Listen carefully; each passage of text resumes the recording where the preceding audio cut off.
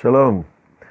This is Avraham Shira. Welcome to one of our daily classes on Rabbi Nachman and Likutei Moharan. We are in Torah Tinyana in the 61st chapter, and this class is a fascinating look at time through the eyes of the tzaddik. He's telling us a very important principle that we all need, and if this principle is enough to set us straight about time. And he says like this, simply put, the greater our intellect, the faster time moves.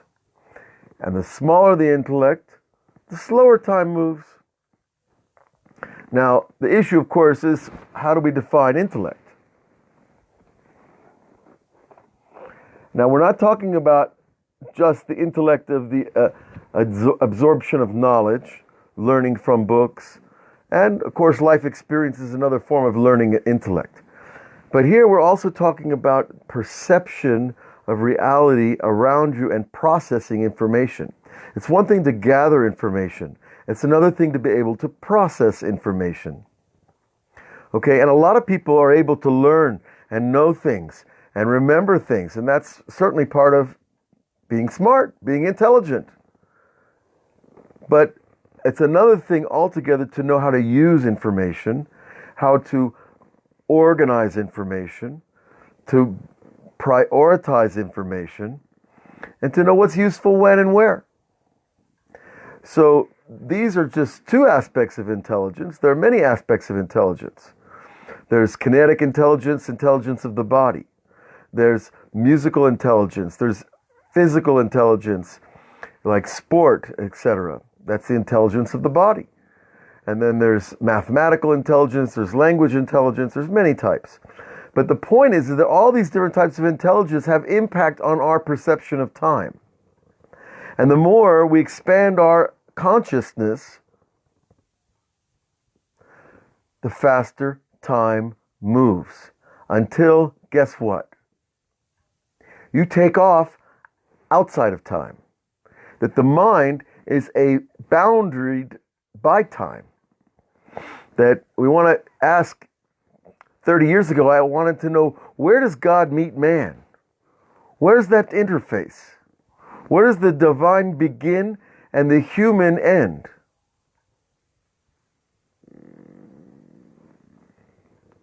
And you know, one of those definitions of that interface is right here, where intelligence, human intelligence, has a limit.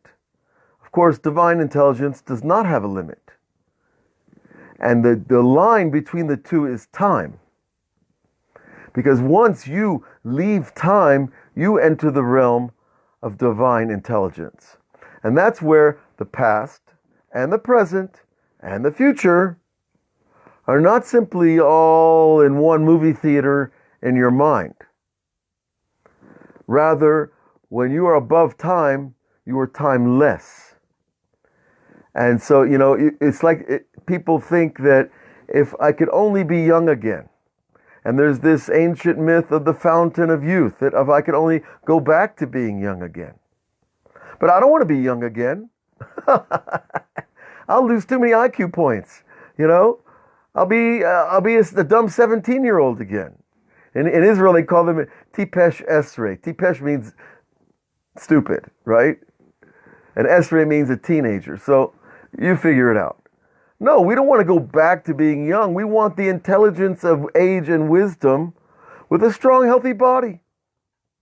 And that's completely different than just being young. Now, we identify being young with seeing things new, seeing things fresh, being spontaneous, being flexible. All those things are still bound by time. Then, of course, there's the idea of being in the present or in the now, which, of course, the only place we're going to meet God is in the present, right? But the truth is, He is above time. He is timeless. So the rabbi is giving us a directive on how to rise up above the boundary of the mind. One of the chief ways, of course, is faith itself. That faith is not simply a directive of belief system. Faith is not simply, I believe in this and I don't believe in that. Faith is a force field of the mind by which you create your reality, by what you believe in. Okay, so here in the Torah, he says that Hashem Yitbarach hu lemala me'azman. God is above time. Right? For God, there is no such thing as time. Time is a created construct of the human mind. How? Because we live in a plane that's measured by the movements of the earth and the sun and the moon. God doesn't live in the plane of the earth and the sun and the moon. God allows those things and operates those things within His system. Okay. This is a wondrous, awesome thing.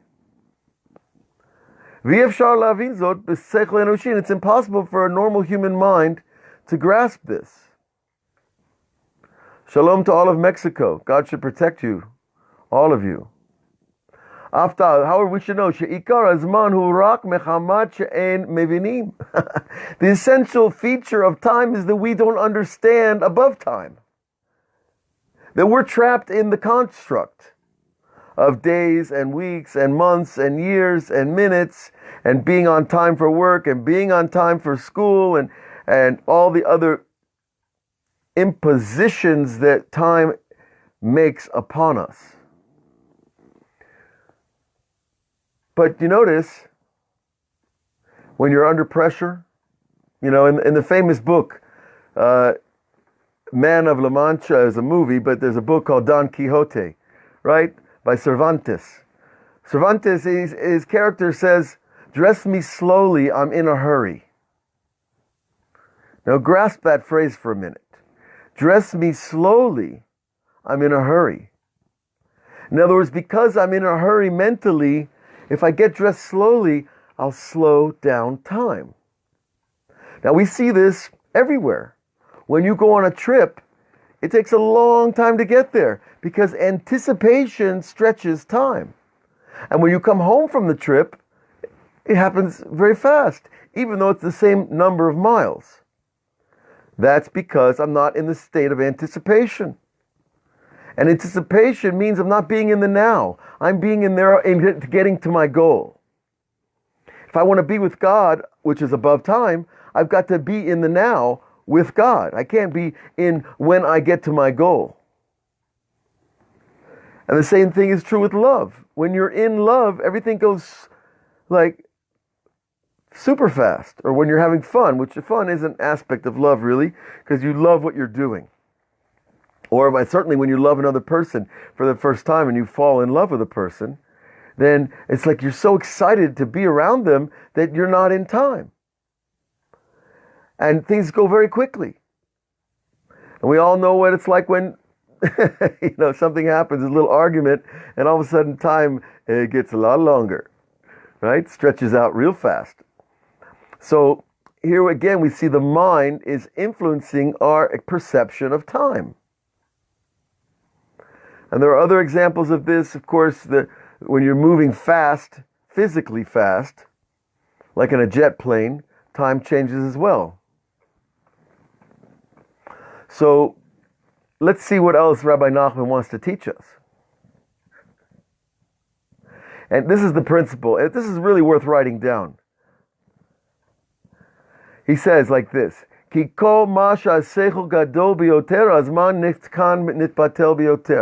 greater the intellect, the smaller the impact, the passing, the faster time moves. I don't think I did justice to that translation.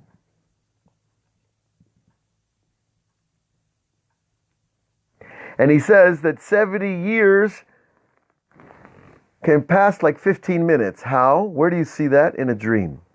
That you can pass your whole life in a dream, and you wake up and only 15 minutes has passed. But you're certain that, 70 years has gone by. So that's another example. Why? Because when we are in a dream state, we're not using our conscious intellect. Rather, we're using what's called the koach hamidameh, the power of the imagination. That dreams emanate through the lens, the filter called imagination. Whereas when you're thinking as you go through your day, you're processing information through logic, through deduction and reduction, and all kinds of mental processes that depend on your having them and using them. But when you're asleep, you're not consciously using your imagination. But sleep is the state of access to the imagination. That's why we dream when we're asleep, because we're allowing our rational, intellectual side to be put aside. And that's, by the way, one of the reasons why when you even meditate, if you spend time meditating, you wake up refreshed. But not only do you wake up feeling refreshed, you come out of the meditation and you think that a long time has passed, and it hasn't, because you've acquired a greater intellect, a greater awareness. And that greater awareness automatically impacts your perception of the passage of time. Now, when you apply this principle to the Bible, you can understand why it says that a man could live to be 170 years old, or 600 years old for that matter. Noah built the ark, right? We're in this week's parsha is of Noah. Noah built the ark. He got the word from God at 600. He had a long ways to go. But one of the ways we can understand this tremendous longevity is that they lived in time much differently than we did. And their intellects were at a much greater level of awareness of God, and therefore time changed by them. Okay. So the greater the intellect, the faster time moves. Now afterwards, when you get up from a dream, our intellect returns and time slows down. And suddenly we live in the world of 24 hours a day.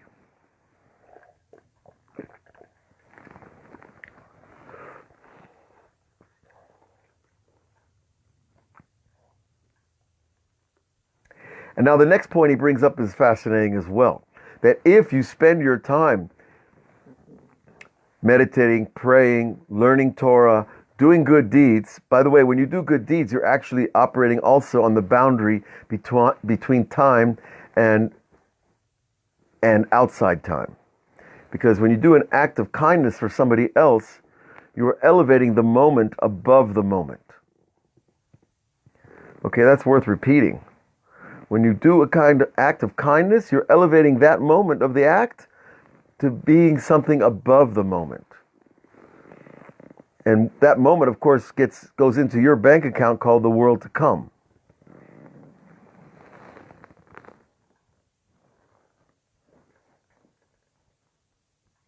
And so there is a certain point where a rabbi, he will perceive time so much faster because his intellect is greater. Not just a rabbi, that's a standard designation for a wise person, a person who spent his life in holiness and expanding his consciousness.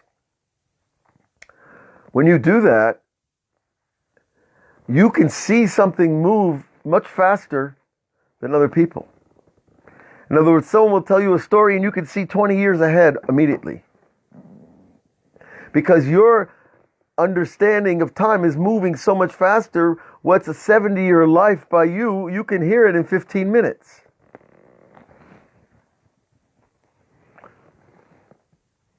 Okay.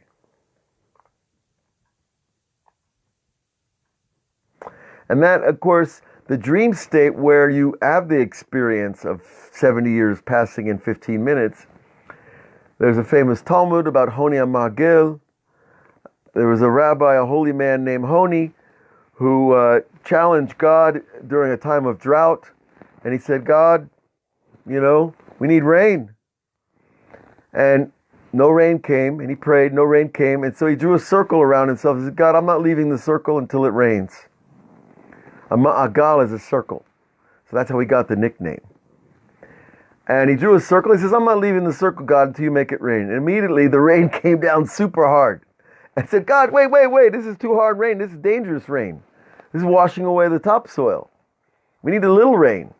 Slow, easy rain is considered the blessing. Okay, so this gentleman, Honi, also, he saw someone planting a carob tree. Now, it is known that carob trees will not produce fruit for many, many years, and the tradition is 70 years. So he saw someone planting a carob tree, and he said, "Why are you planting this carob tree? You're not going to get any fruit from it." He said, "Don't worry, my grandkids will eat from this tree." Now, the rabbis say that Honi went off to pray somewhere in nature, and he fell asleep. And when he fell asleep, 70 years passed.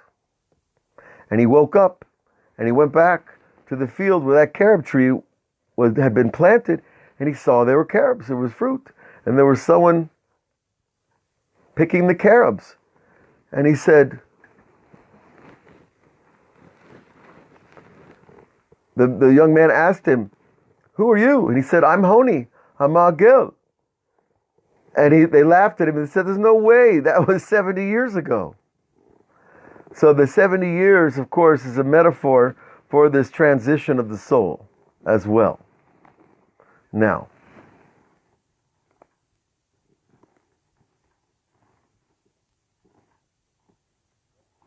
the important thing here is to be on the road. What road? The road of expanding our consciousness. We're not going to change everything instantly, but each day you do a little bit more of service, a little more good deeds, a little more learning, a little more prayer, a little more meditating. You are expanding the mind, and that is going to slowly transform your perception of time. I believe it was a carob tree, because carob is known, the fig trees give fruit fairly soon after they're planted. Anyways, there's a lot that can be said about the stories of Honi Amagil. We're not expected to gather everything that there is there about what happened to him and why he woke up 70 years later, and how a person sleeps 70 years and doesn't die in his sleep, and et cetera, et cetera. There's a lot of questions that can be asked. We're not really going to focus on that tonight, but I wanted to repeat something that the rabbi says, "Sir shekol zeh shenidmeh lo she'ovrim yamim shanim." In a person's life, when it seems to you that the days and the years are passing,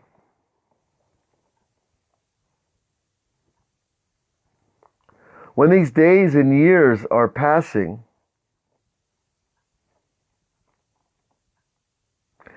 it's really nothing when you get to the end of it all. And I'm sitting here talking with you. I'm 59 years old. I can't tell you how fast I've gotten here. And it keeps getting faster. So I think the general idea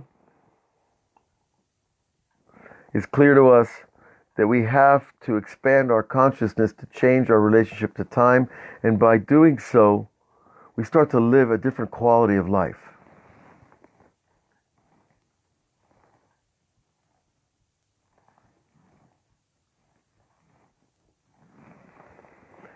Now,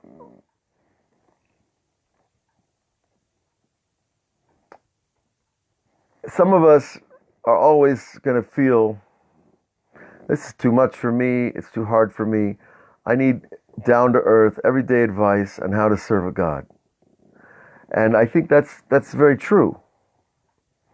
But I think what we need to do is make the connection between the simple acts and the high-mindedness behind them. Okay? And not to simply default out because these are strange or different ideas that we're not used to, and not simply to say, well, I don't need to worry about the practical. No, we need to unify both, because a righteous person is both his head is in heaven, and his mind is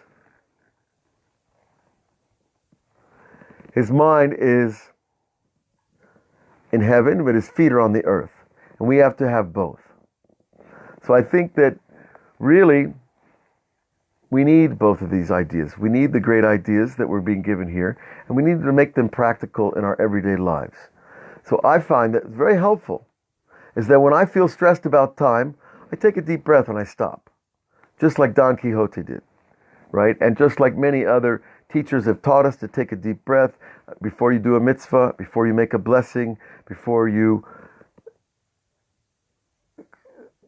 go to say a prayer to God, the first thing we can do is be quiet before we start talking, to think about who we're talking to.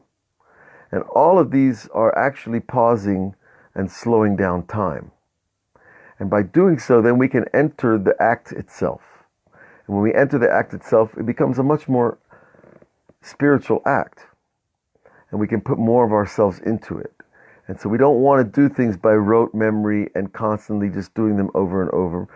Rather, we want to make it much more a conscious act. In all the mitzvot that we do, in all the prayers and all the learning and all the books that we open. So I hope this has been a useful class on another understanding of time. The rabbi brings us many different teachings about time, and we're slowly going through them and bringing them together here on Facebook and on our Patreon website and on our YouTube channel, and also on our even on our Twitter. I think it's Twitter or is the other, Twitter account. So let's stay in touch. God bless all of you, and we'll continue to work with time until we see that our souls are above time. It's our bodies that are trapped in time, but our minds are not. All the best. Have a great evening.